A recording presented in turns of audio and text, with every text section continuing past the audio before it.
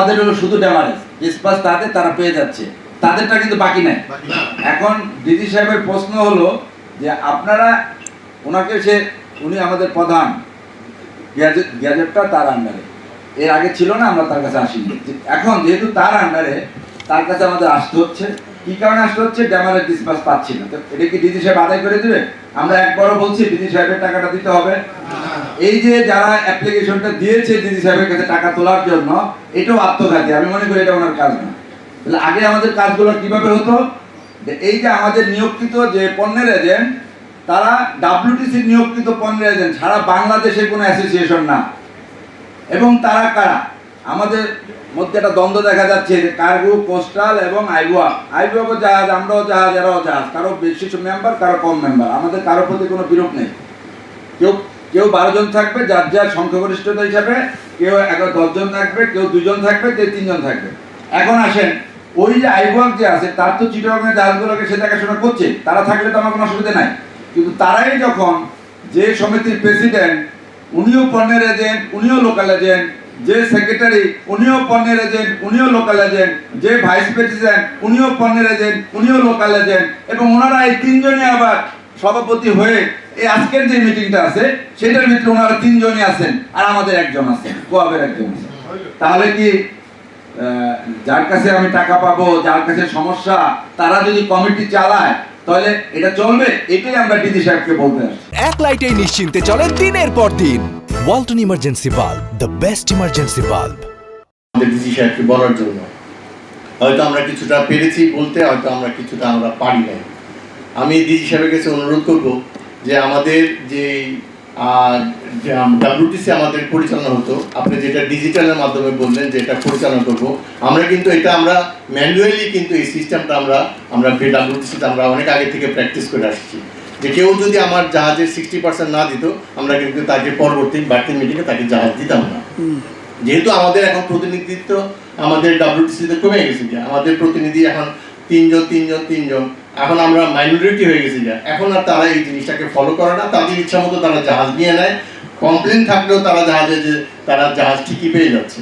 তো এই জিনিসটি আপনি যদি আপনার কাছে আমাদের অনুরোধ, জাহাজ মালিকদের অনুরোধ, আমাদের বিসিবর যে প্রতিনিধি আমাদের অন্তত বা আপনার একটা কমিটি করে দেন যেখানে 12 জন আমাদের প্রতিনিধি থাকে, এবং আইভোয়াক এবং কোয়াব তাদের উপর প্রতিনিধি থাকুক, আমরা যেন সেটা সুষ্ঠুভাবে পরিচালনা করতে পারি।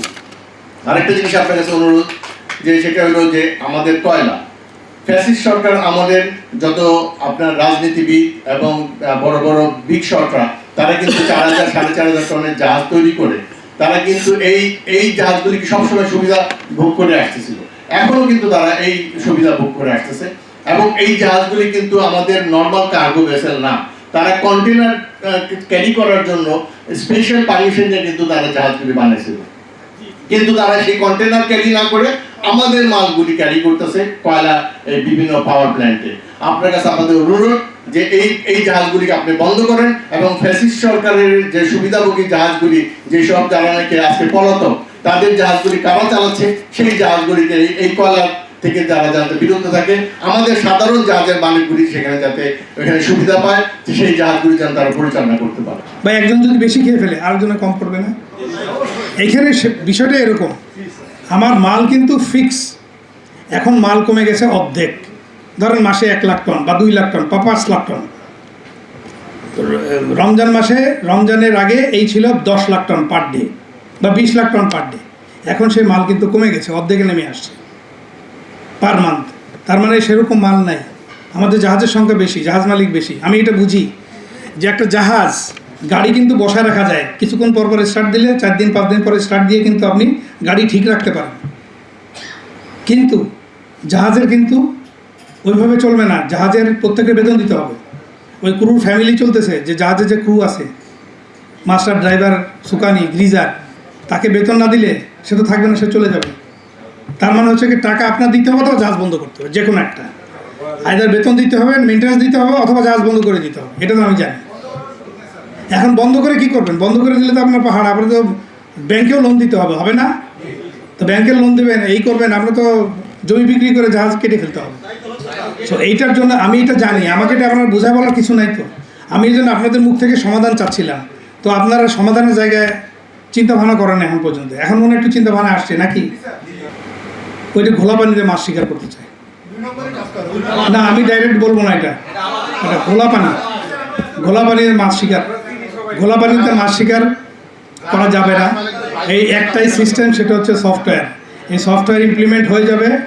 এখানে আমার খুব প্রশিক্ষিত লোক আছে, আমার প্রশিক্ষিত লোক আছে, তারা কিন্তু এই সেক্টরে যে বসবে। এখন আপনি মনে করেন না যে আমি এটা ছেড়ে দিচ্ছি, আমার প্রশিক্ষিত লোক আছে, তারা এই সেক্টরে বসবে এবং তারা বসে এটাকে ইমপ্লিমেন্ট শুরু করবে।